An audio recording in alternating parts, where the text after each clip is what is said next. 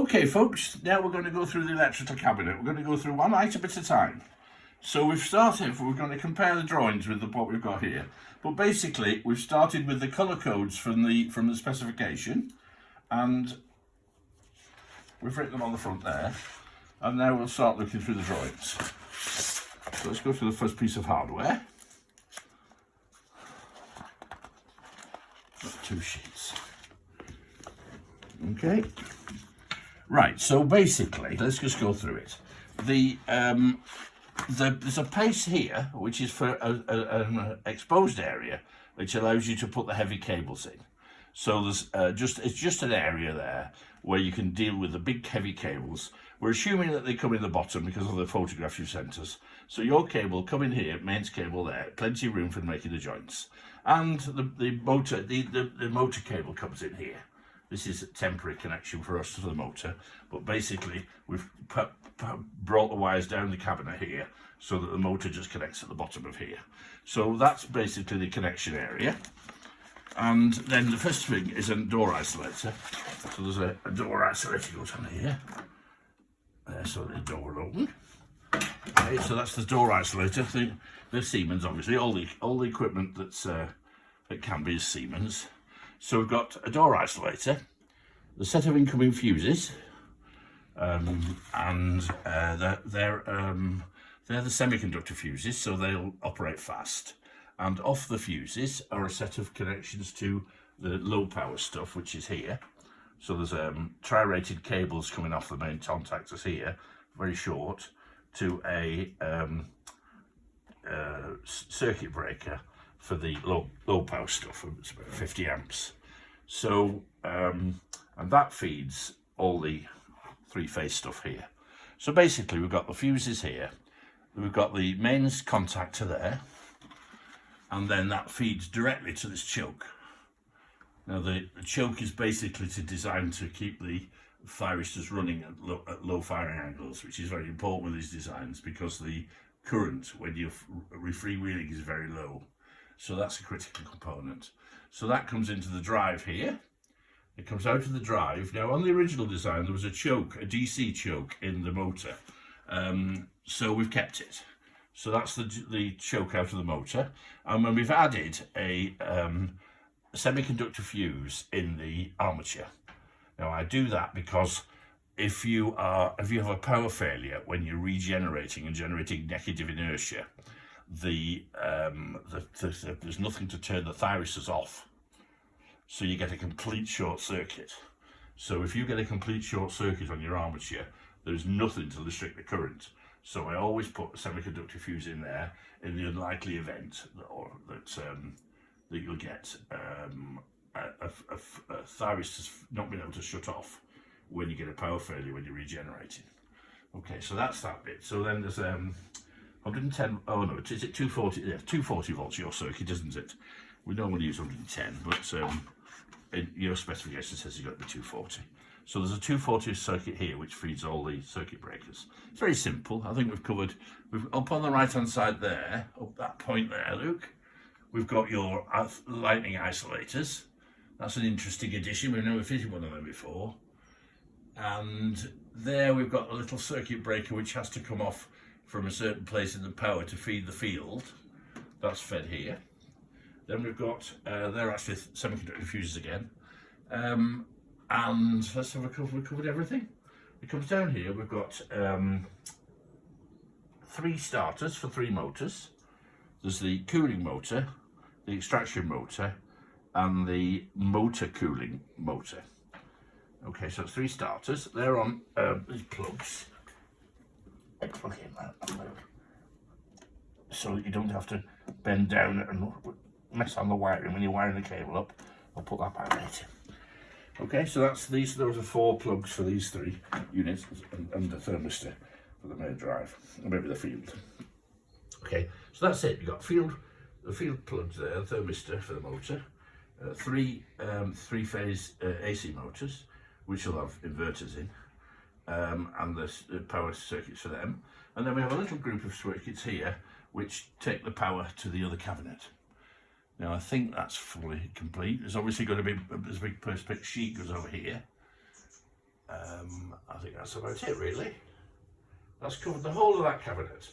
So now we're going to move across to the drive cabinet, not drive, but the subsidiary cabinet, and that's here. Okay, now this has got all the bits and pieces, the small bits and pieces that are easy to work on. At the bottom here we've got a special encoder interface because the drive, the signal to noise of the encoder interface on the drive I don't think is adequate. So I've put a differential receiver here which picks up the single-ended signal for the, well, it's two-phase single-ended for the drive. So I always fit those. I don't know why they don't do it in the drive. So that's fine, that's been done. Then we've got, again, we've got the power supplies, just looking through them. Now just to give you an idea how it works, 2T1, so that will be on 2 on page 2, so that's here. So go to page 2, 2T1. Along here, 2T1, 24 volts DC control supply. So that one's quite a beast. It runs off 3-phase. So that's the 3-phase input, and that gives you, does it say 20 amps of 24 volts to drive the all the relays and things. Then you've got 2T4, was it? 2T4. That's a 24 volt DC, 2.5 amp. Oh, that's for this. That's just for this encoder. To keep the noise. Maybe I'm paranoid about encoder noise. So that's to keep to drive this unit and keep its supply separate from everything else. And each of them has an input to the PLC, so we know which if these are failed. If you look at the drawing here, there's a little circuit goes to the PLC from each one, telling you that the power supply is working. Okay, so so that's for that. Then we've got 2T2. That's the another thing I get concerned about is we have a very sensitive launch control system for the air supply to the brake. It's very critical how the air comes up. So again, rather than have a dirty 24 volt supply, that's got its own 24 volt supply as well. And then 2T3 finally. Oh, that's the 12 volt one. Is that right? 12 volt, yeah, that's 12 volt, and that's for the fiber optics. Okay then, so that's basically describes that. Very, very, very straightforward. And then of course, up here you wanted Siemens I/O, so it's all Siemens.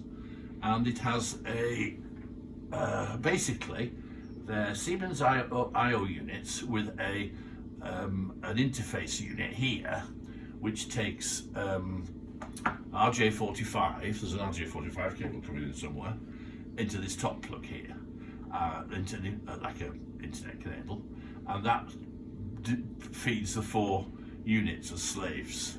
So we only have one of those. It's a bit cheaper that way to have one RJ45 connection, and the other one's a very simple serial bus.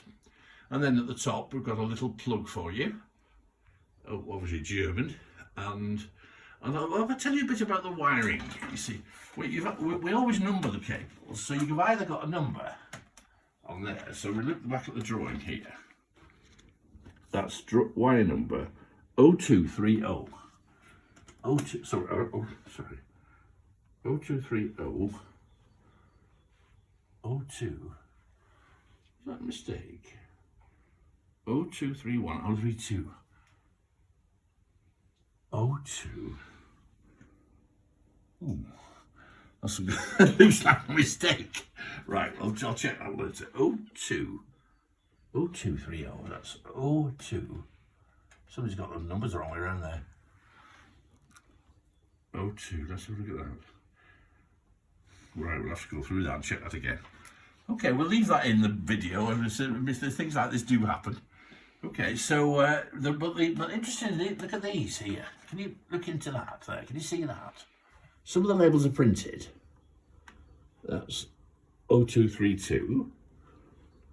Okay, But some of them have actually got the names on of the product, of the wires. Let's see if we can find any with names on.